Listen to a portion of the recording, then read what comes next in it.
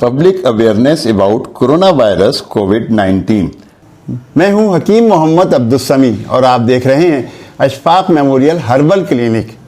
आप भी हमारी इस मालूमाती वीडियो से फ़ायदा उठा सकते हैं। बस इस सुर्ख निशान को टच करके इस चैनल को सब्सक्राइब करें और घंटी के इस निशान को हल्का सा पुश कर दें। इस तरह आप हमारी हर आने वाली मालूमाती वीडियो से फ़ायदा उठा सकेंगे। आज हम आपको बदनाम ज़माना कोरोना वायरस, जिसे जरसूमा ताजी भी कहते हैं, इसकी अलामात, वजूहात, उससे महफूज रहने की तदाबीर और हर्बल इलाज बताएंगे। इस वक्त कोरोना वायरस की तीसरी लहर भी मुल्क में आ चुकी है और जैसे जैसे वक्त गुजरता जा रहा है, लोगों के जहनों में इलाज के हवाले से सवाल उभर रहे हैं। माहिरीन लोगों को समझा रहे हैं, एहतियात और इलाज के बारे में भी बताया जा रहा है। हुकूमत भी अपने तौर पर मुहिम चला रही है। टीवी, रेडियो, अखबारात भी अपनी जिम्मेदारी अदा कर रहे हैं, जबकि सोशल मीडिया भी इस बीमारी के हवाले से सही या गलत मालूमात तो दे रहा है। आज मैं आपको जरसूमा ताजी के बारे में तस्दीक शुदा मालूमात दे रहा हूँ। तो आइए सबसे पहले इस बीमारी को समझने की कोशिश करते हैं। ये एक ड्रॉपलेट इन्फेक्शन है, यानी ये वायरस किसी मरीज के छींकने या खांसने से उसके जिस्म से बाहर आता है और उसके करीब के लोगों या साथ रहने वाले या सफर करने वाले शख्स को ये वायरस उसके सांस के जरिए उसके फेफड़ों में चला जाता है। इस तरह ये वहां भी इन्फेक्शन फैलाता है। जरसूमा ताजी 19 की अलामात। Symptoms of corona virus. जरसूमा ताजी 19 मुख्तलिफ लोगों को मुख्तलिफ तरीके से मुतासर करता है। ज्यादातर मुतासर अफराद को उसका असर हल्का ही होता है और हस्पताल जाए बगैर ही ठीक हो जाते हैं। आम अलामात: बुखार, खुश्क खांसी, थकावट, उसके अलावा जिस्म में दर्द, दुखन, गले की सोजिश, पेट की खराबी, आंखों की तकलीफ, सर दर्द, सूंघने और छींकने की हिस्स का खत्म या कम होना। संजीदा अलामात: सांस लेने में दुश्वारी, सांस की किल्लत, सीने में दर्द या दबाव, बोलने और हरकत करने में मुश्किल। अगर संजीदा अलामात जाहिर हों तो फौरन अपने डॉक्टर या हेल्थ वर्कर को फोन करें, जबकि हल्की अलामात वाले घर पर ही अपने आप को आइसोलेट कर लें। आम तौर पर अलामात जाहिर होने में 2 से 12 दिन तक लगते हैं। अगर किसी को सिर्फ खांसी है, सिर्फ नज़ला व जुकाम है या सिर्फ गले में खराश है या उसके साथ बुखार है, तो उम्मीद है कि उसको ये वायरस नहीं लगा। कोरोना वायरस की अलामात में खुश्क खांसी, बुखार, सांस लेने में दिक्कत भी शामिल है और फिर उल्टियां और दस्त भी शुरू हो सकते हैं। 7 से 8 दिन बाद इन्फेक्शन ठीक होना शुरू होगा। इसका मतलब ये है कि हमारी इम्यूनिटी ने उसको काबू कर लिया है। लेकिन अगर अलामात खराब हो रही हैं या तबीयत खराब हो रही है, जैसे सांस लेने में ज्यादा तकलीफ, सीने में जकड़न, नीले होंठ, तो इसका मतलब है कि मरीज के सांस लेने के निजाम को खतरा है और मरीज की ऑक्सीजन की सतह में शदीद कमी वाक़ हो रही है, जिसके लिए हर क्लिनिक बल्कि हर घर में ऑक्सीमीटर का होना जरूरी है, ताकि इमरजेंसी में आप ऑक्सीजन लेवल चेक करके अस्पताल या क्लिनिक जा सकें। क्योंकि इन तमाम सूरत हाल में वक्त की बहुत ज्यादा अहमियत है। दुनिया भर में तकरीबन 90% अफराद सेहतयाब हो जाते हैं, जबकि चंद फीसद लोग ही मौत जैसी सूरत हाल का सामना करते हैं। आज 14 मार्च 2021 को मुल्क भर में कोरोना से इंतकाल करने वालों की तादाद 13,508 हो गई है, जबकि कुल मरीजों की तादाद 6,05,000 है।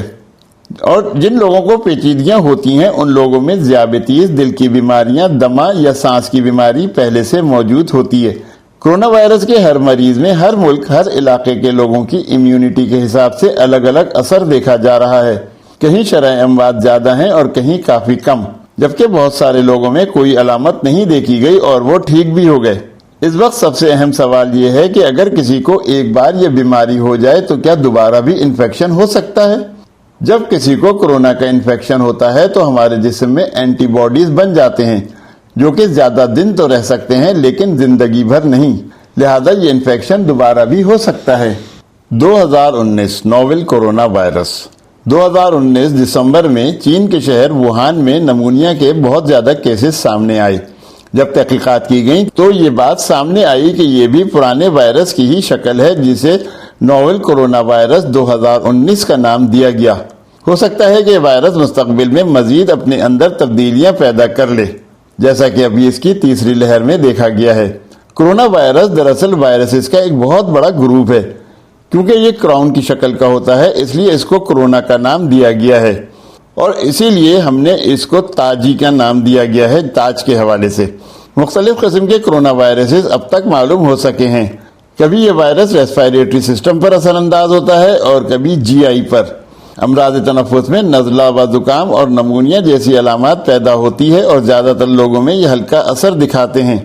سارس CoV severe acute respiratory syndrome, SARS سب سے پہلے چین میں 2003 میں نمودار ہوا، جسے MERS CoV Middle East respiratory syndrome, یہ سعودی عرب میں 2012 میں نمودار ہوا۔ نوول کورونا وائرس 2019 چائنا، یہ ابتدا میں کچھ لوگوں پر نمونیا کی علامات کے ساتھ نمودار ہوا اور ان لوگوں کا تعلق سمندری غذا، سی فوڈز کی مارکیٹ اور زندہ جانوروں کی مارکیٹ، لائیو اینیمل مارکیٹ سے تھا۔ ووہان چین میں ان لوگوں سے یہ بیماری ان کے دوسرے گھر کے لوگوں کو یعنی فیملی ممبرز کو لگی، اس کے بعد ہیلتھ کیئر اسٹاف یعنی ورکرز کو لگی اور اسی طرح چائنا میں اس کے کیسز بڑھنے شروع ہو گئے، جبکہ ساتھ ہی ساتھ یہ بیماری دوسرے ملکوں اور بر اعظم میں بھی اپنی پوری شدت کے ساتھ حملہ آور ہوئی اور یہ مرض تقریباً پوری دنیا میں پھیلنے لگا۔ چین سے کورونا کے نام پر اٹھنے والے اس طوفان کے بارے میں کسی کو توقع نہ تھی کہ پوری دنیا اس تیزی سے اس کی لپیٹ میں آ جائے گی اور اتنے کم وقت میں ہزاروں افراد کی موت ہو جائے گی، اور حضرت انسان جو چاند اور مریخ کو مسخر کرنے کے خواب دیکھ رہا ہے ایک جرثومے کے ہاتھوں بے بس ہو جائے گا۔ اور اس طرح اس وائرس نے پوری دنیا کی معیشت کو بھی ہلا کر رکھ دیا، دنیا ساکت ہو گئی، موت کا خوف ہر جگہ طاری ہو گیا۔ اوریجن آف دا وائرس، آخر یہ وائرس آیا کہاں سے؟ اب تک کی ریسرچ نے یہ ثابت کیا ہے کہ یہ وائرس جانوروں سے انسانوں میں آیا ہے، اور یہ ان لوگوں سے شروع ہوا کہ جن کا تعلق جانوروں سے یا جانوروں کے کاروبار سے تھا۔ ٹرانسمیشن، ابھی تک یہ بات تو کنفرم نہیں ہے کہ یہ وائرس کس طرح انسانوں میں منتقل ہوا، لیکن یہ ضرور معلوم ہوا ہے کہ یہ وائرس متاثرہ شخص سے صحت مند انسانوں میں اس کے کھانسنے چھینکنے کے ذریعے منتقل ہوتا ہے، یعنی یہ ریسپائریٹری ڈیزیز ہے۔ اب جس شخص کو یہ انفیکشن ہوا ہے اور کھانسی ہونا شروع ہو گئی ہے یا چھینکیں آ رہی ہیں، اب اس کے دو طریقے ہیں، یا تو یہ ہوا میں چھینکے گا یا کھانسے گا یا پھر اپنے ہاتھوں میں۔ یہ دونوں طریقے غلط ہیں۔ اگر یہ ہوا میں کھانسے گا تو یہ وائرس تھوڑی دور جا کر زمین میں چلا جائے گا، اور اگر کوئی صحت مند شخص وہاں موجود ہوا تو یہ وائرس اس شخص کو متاثر کرے گا۔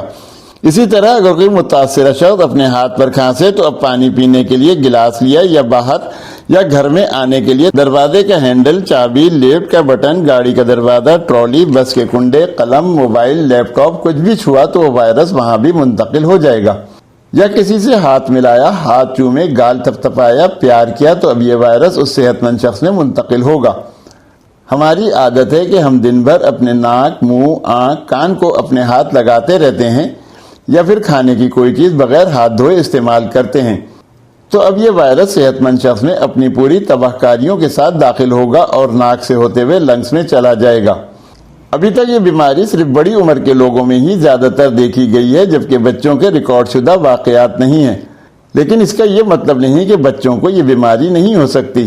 نوجوان اور صحت مند لوگ آسانی سے اس بیماری کا مقابلہ کر لیتے ہیں، جبکہ بڑی عمر کے لوگ یا بزرگ مریضوں کا اس بیماری سے نمٹنا آسان نہیں ہوتا اور وہ زندگی کی بازی ہار بھی سکتے ہیں، جبکہ دل اور شوگر کے مریض بھی اس مرض سے آسانی سے نہیں لڑ پاتے۔ اب اگر کسی کا ٹیسٹ خدا نخواستہ پازیٹو آ جاتا ہے تو سب سے پہلا کام جو آپ نے کرنا ہے کہ گھبرانا نہیں ہے، بالکل نہیں ڈرنا۔ 85 سے 90% لوگوں میں یہ ویسے بھی ہلکی علامت کے ساتھ ملتا ہے، بس آپ کو آئسولیٹ ہو جانا ہے۔ ہاسپٹلز میں بھی جن لوگوں کو سانس لینے میں مشکل ہوتی ہے صرف انہی کو ICU میں رکھا جاتا ہے۔ اب آئسولیشن سے کیا مراد ہے؟ آئسولیشن کا مطلب ہے کہ آپ کو تندرست لوگوں سے الگ رکھ کر آپ کی نگرانی کی جائے گی اور سمپٹومیٹک علاج ہوگا، اس طرح آپ اور دوسرے بھی محفوظ رہیں گے۔ لائف اسٹائل موڈیفیکیشن، ہمیں اس وائرس سے بچنے کے لیے بہت زیادہ محتاط رہنا ہوگا۔ وائرس ابھی تھکا نہیں ہے، خطرہ ابھی ٹلا نہیں ہے۔ اس وائرس سے بچنے کے لیے ہمیں اپنے ہاتھوں کا منہ سے رابطہ ختم کرنا ہوگا، یعنی آنکھ، ناک اور کان کو چھونے پر پابندی لگانی ہوگی۔ ماسک ضرور پہنیں، ہاتھوں کو صابن اور پانی سے باقاعدگی سے دھوئیں۔ ماسک 24 گھنٹے لگانا ضروری نہیں، بس جب لوگوں کے درمیان جانا ہو جیسے مارکیٹ، آفس، عوامی مقامات، شادی بیاہ، سیاسی و مذہبی پروگرام تو ماسک ضرور لگائیں، اور ہاتھ ملانا، گلے ملنا، منہ چومنا روک دیں۔ ہم اپنے رابطوں کی شرح کو کم کر کے انفیکشن کا خطرہ کم کر سکتے ہیں۔ اس طرح کرونا وائرس کے ساتھ ساتھ فلو جیسے امراض کا خطرہ بھی کم ہو جائے گا۔ خوب اچھی طرح پکا ہوا کھانا کھائیں، بازار کے کھانے بند کریں۔ ہر شخص اپنی حفاظت خود کرے، اس طرح سب کی حفاظت ہوگی۔ جان ہے تو جہاں ہے۔